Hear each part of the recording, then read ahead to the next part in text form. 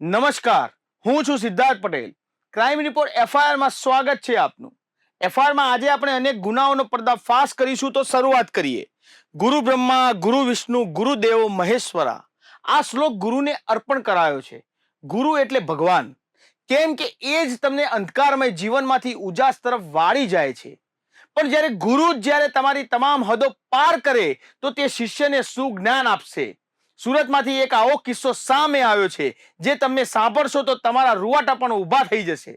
જો એક ક્ષણ માટે તો તમે કદાચ એ કિસ્સો માનવામાં પણ નહીં આવે, પણ આ જ હકીકત છે. જ્યાં એક શિક્ષિકા તેના ટ્યુશનમાં આવતા 11 વર્ષીય વિદ્યાર્થીને લઈને ભાગી જવાનો કિસ્સો સામે આવ્યો હતો. આ ઘટના બનતા જ પોલીસે શોધખોળ શરૂ કરી હતી. પોલીસની મહા મહેનત બાદ શિક્ષિકાને ઝડપી પાડવામાં સફળતા મળી છે. આવો જોઈએ અહેવાલમાં કેવી રીતે શિક્ષિકાએ વિદ્યાર્થીને ભગાડ્યો અને કેવી રીતે આવ્યા હતા સંપર્કમાં.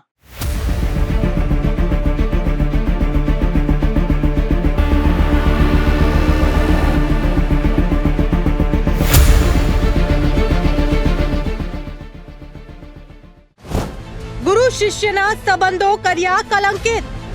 સુરતમાં મહિલા શિક્ષકે કર્યો કાંડ.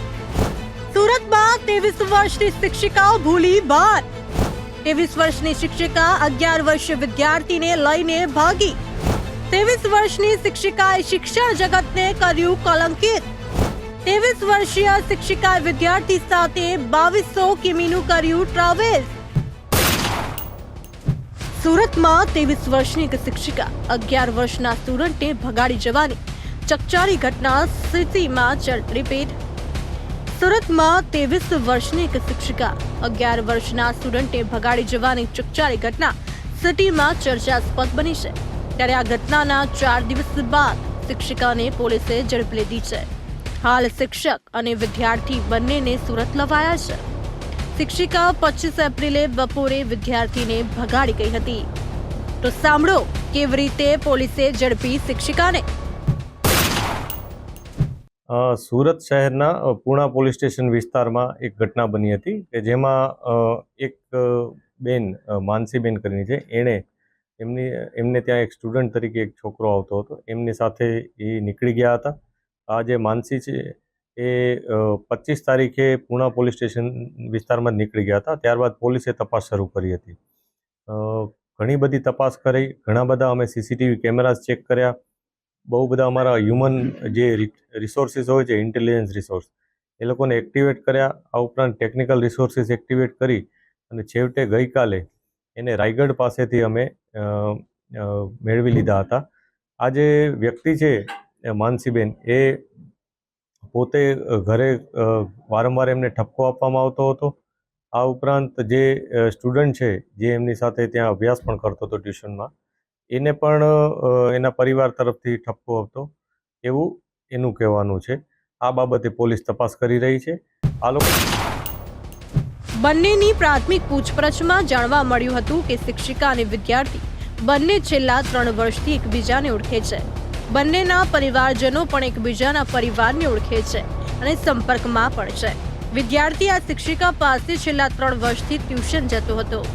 પહેલા 3 વિદ્યાર્થીઓ હતા, જ્યારે છેલ્લા 1 વર્ષથી આ એક જ વિદ્યાર્થી તેના ઘરે ટ્યુશન માટે જતો હતો, જેથી બંને એકબીજાને પસંદ પણ કરવા લાગ્યા હતા. જેથી શિક્ષિકા વિદ્યાર્થીને 25 એપ્રિલે બપોરે ભગાવી ગઈ હતી. સોસાયટીના સીસીટીવી ચેક કરતા બાળકને તેની 23 વર્ષીય શિક્ષિકા સાથે લઈ જતી હોવાનું અને તેના ખભા પર એક બેગ પણ દેખાઈ આવી હતી. વિદ્યાર્થી અને શિક્ષિકાનો પતો મેળવવાના ઈરાદે પોલીસે 4 ટીમ બનાવી હતી અને જોરશોરથી તપાસ શરૂ કરી હતી. જેમાં તપાસ દરમિયાન આજે વહેલી સવારે પૂણા પોલીસની ટીમ વિદ્યાર્થી અને શિક્ષિકા સુધી પહોંચી હતી અને તેને ઝડપી પાડી હતી. તો સાંભળો શિક્ષિકા વિદ્યાર્થીને લઈને ક્યાં ક્યાં ફરી હતી. પહેલા સુરતમાં જ થોડાક આંટા ફેરા માર્યા, ત્યારબાદ ત્યાંથી અમદાવાદ જતા રહ્યા.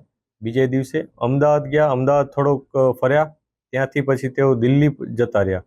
દિલ્હી જઈ ત્યાં થોડીક વાર બજારમાં ને એમાં એ લોકો ફર્યા હતા અને ત્યારબાદ ત્યાંથી વૃંદાવન જતા રહ્યા હતા. વૃંદાવનથી પાછા એ લોકો જયપુર ગયા. જયપુરમાં રહેવાની માટે ખૂબ શોધખોળ કરી, થોડુંક ફર્યા, પરંતુ જયપુરમાં કોઈ એમને સ્ટેબિલિટી ન મળી એટલે એ લોકો બીજો કોઈ વિસ્તાર પસંદ કરવા આ ગુજરાત તરફ આવતા હતા.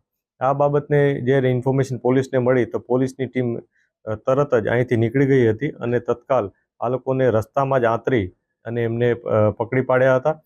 પકડી અને જે બેસિક પૂછપરછ અમે કરી છે, જે માહિતી અત્યારે પોલીસ પાસે છે, એમાં એવું છે કે બંનેને ઘરેથી કંઈ ને કંઈ ઠપકો હતો એ પ્રકારનું એ લોકોએ નિવેદન આપેલ છે. આ બધી વસ્તુ અમે તપાસ કરી રહ્યા છીએ કે ઘરેથી એમને કોઈ પ્રોબ્લેમ હતો કે બીજું કોઈ કારણ હતું. આ બધી બાબતની તપાસ અત્યારે ચાલી રહેલ છે. હવે તમને એમ વિચાર આવતો હશે કે આ શિક્ષિકાએ 11 વર્ષના વિદ્યાર્થીને જ કેમ ભગાડ્યો? ભગાડવા પાછળનો હેતુ શું હતો? તો સાંભળો પોલીસ અધિકારીએ શું જણાવ્યું. આ જે વિદ્યાર્થી છે એ અત્યારે જે અમને એવું જાણવા મળ્યું છે કે જે બેન છે પહેલાં બહુ બધા સ્ટુડન્ટ્સને ભણાવતા હતા, ત્યારબાદ બીજા સ્ટુડન્ટ એ લોકોએ ઘર ચેન્જ કર્યું એટલે બીજા સ્ટુડન્ટ્સ એમનાથી સાથે નહીં હતા, પરંતુ આ સ્ટુડન્ટ એમના ઘરની નજીક હતો, એમની સાથે કન્ટિન્યુ જેણે ટ્યુશન ચાલુ રાખ્યા હતા. એટલે એના સાથે કદાચ કોઈ પ્રકારનું એમનું અન્ડરસ્ટેન્ડિંગ અથવા બોન્ડિંગ બની ગયું હોય અથવા બીજું કોઈ કારણ, એ બાબતની તપાસ અત્યારે ચાલુ છે. 11 વર્ષીય વિદ્યાર્થી છેલ્લા 3 વર્ષથી 23 વર્ષીય શિક્ષિકા પાસે ટ્યુશન જતો હતો. અગાઉ ત્યાં કુલ 3 વિદ્યાર્થી ભણવા આવતા હતા, પણ છેલ્લા 1 વર્ષથી તે એકલો જ ભણતો હતો. 11 વર્ષીય વિદ્યાર્થી સ્કૂલ કમ ટ્યુશન શિક્ષિકાના ઘરે ટ્યુશન માટે જતો હતો. અત્રે ઉલ્લેખનીય છે કે અજીબ ઘટના સુરત શહેરમાં ચર્ચાસ્પદ બની છે. વિદ્યાર્થીને ભગાવી જવા પાછળનો ઈરાદો શું હતો તે જાણવા પોલીસ મથી રહી છે.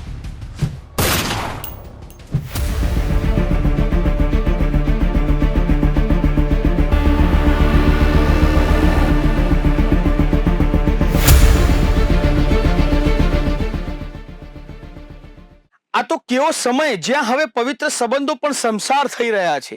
હવે બાળકોને સ્કૂલે ભણવા મૂકવામાં પણ વાલીઓ ખચકાઈ રહ્યા છે. જો કે આવી આ પહેલી ઘટના નથી.